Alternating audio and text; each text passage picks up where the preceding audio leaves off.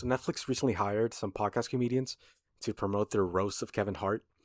These podcast comedians aren't funny and they use racism as a preferred version of comedy. And Netflix knew these podcast comedians would be racist and this would draw backlash, which would in turn make people keep talking about the roast of Kevin Hart. Remember, bad publicity is good publicity. So these podcast comedians did what they asked them to do and they were racist. Shane Gillis even admitted they told him to be racist. Yeah, they told me to be racist. And this drew backlash, all according to plan. But what Netflix didn't account for was just how racist these podcast comedians would continue being after the show. These are the racist responses of the racist podcast comedians to the backlash they received. But before we get into that, remember to like, comment, and subscribe. Okay, first, Shane Gillis. Now, I know what the dogs are going to say. What are you talking about? Shane rocks. But Shane sucks. He's not funny, not smart, and he's actually pretty racist. Shane is probably the most egregious example that night because, like I said, he's not the smartest person. Shane admitted Netflix told him to be racist. Yeah, they told me to be racist. That's what they hired him to do, be racist. This is who Shane Gillis is, a racist for hire. Pretty funny because Shane likes to pretend he has the moral high ground by using things like the Riyadh Comedy Festival as an example. Shane likes to brag about not going to the Riyadh Comedy Festival and that this somehow makes him a good person, which is weird because he has no problem being racist against black people for money. So how can Shane have the moral high ground? How can he go, I'm such a good person, I didn't go to that comedy festival, and then turn around and go, what's up Netflix? You want me to be racist against black people? Of course I'll do it. I'll even host. What a fucking fraud this guy is. So they paid Shane to be racist and he gladly took the money. And then there was backlash. Who would have thought? You would think a normal person would handle the situation differently, but this is Shane we're talking about. Shane's not the smartest person. And his family is riddled with Down syndrome people, so it's very likely that some of that Down syndrome is lurking inside Shane and causing him to act dumb. Because his response to the backlash was just to be more racist. So a guy named Dr. Umar got mad at Shane for being racist, and Shane had a totally normal response. He said he was going to buy his school and give it a racist name. This is how Shane was going to prove that he's not racist. I think he knows what plays.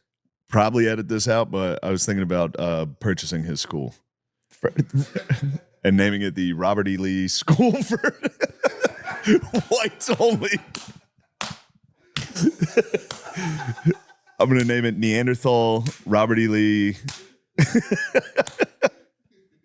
Ronald Reagan, Richard Nixon Academy. I think making it, the Robert E. Lee, Ronald Reagan, Richard Nixon's School for Higher Learning, and then actually dumping a ton of money in it and making it really successful and actually helping the community. Just as a bit, dude. That would be a good bit. Okay, so next up was Tony Hinchcliffe. Tony Hinchcliffe was maybe the most racist out of all of them, but that's only because he grew up in a racist environment, so he was already good at it. Tony's brilliant response to the backlash was just to be more racist. Are you noticing a pattern here? Tony claimed that the insults against him were not true, that he's not racist, he's not a Nazi, etc., but that his insults were true. And then he lists being black as one of them. And I got called a Nazi, gay, a racist over and over again. I'm none of those three things, a little fun fact. But they are fat, ugly, black, and Jewish. Everything I said was real about them, just a reminder.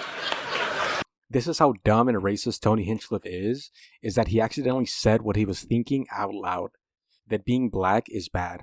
Tony is such an old school racist that he seriously sees black people as less. That being black is inherently a bad thing. Such a bad thing, in fact, that it is an insult when you point it out. This is racist Tony's idea of an insult. You're black. This is the roast master Rogan won't shut up about. And meanwhile, he's just a racist gay guy. And last and most fat was Big Jay Oakerson. These guys really get mad when you call them out on their racism. It's like their inner demon comes out and he's like, don't you say that. Because it's true. It reminds me of that pastor getting mad when they ask him about his comments. I believe that human beings are demons. No, I do not. And don't you ever say I did. We wrestle not with flesh and blood, but principalities and powers. It's like, if you guys are telling the truth and you're not racist, then just let it go. Laugh about it like the comedians you pretend to be.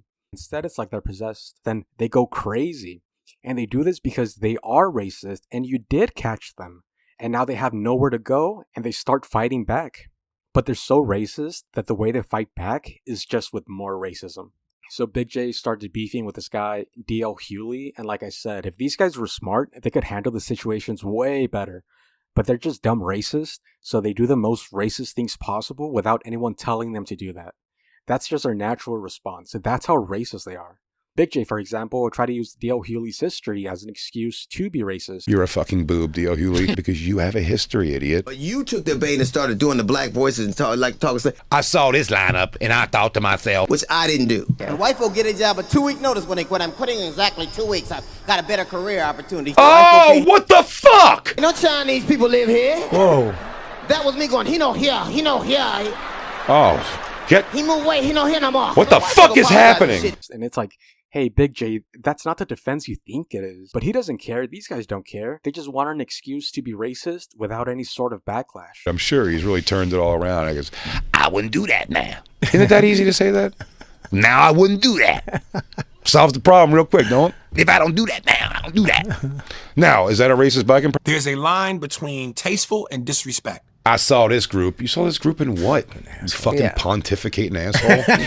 And part of what was so funny about when Robert Downey Jr. did it and why it was so accepted was because it wasn't distasteful. It was done respectfully and comedically. I'm tired of watching black guys in fucking Django hats fucking tell me how the world works now. Dumb D.L. Hewley. I saw this lineup and I thought to myself, I don't know anything is what you thought to yourself. Oh, the world's going behind him. He's got to let you know what he feels about the earth. Yeah. I don't dislike you now, D.L. Hewley, because you're black. It's because you're black and dumb. I wish everybody laughed at the same time on that one. It doesn't matter. these white boys. And you know, I see these white boys up there. It is kind of racist, Jay. Yeah. I see this black boy thing back there talking on the podcast all the time. Did he talk? Yeah, he talked in a certain swag that niggas talk in, but did he go, I shows the bees, the tails, your souls? I see this black boy thing back there talking on the podcast all the time. No. So if it's done respectfully and tastefully, it can be done. These white boys. And you know, I see these white boys up there.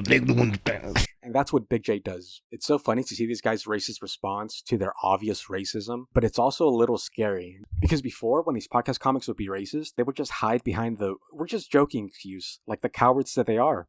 But now, the way they respond to the criticism is just with more racism.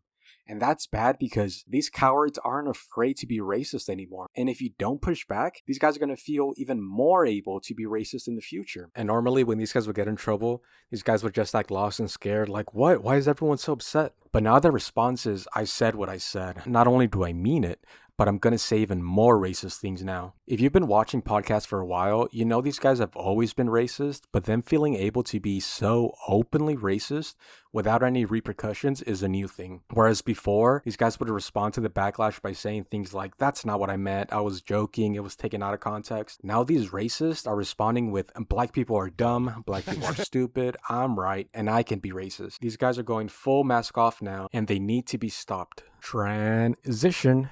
Have you ever sucked the ladyboy to completion? Did you like it? Did you hate it? What would you rate it? That's it, guys. That's the end of the video. Remember to like, comment, and subscribe. Remember to follow me on all social medias and subscribe to Patreon. And that's it. I'll see you in the next one. Thanks for watching.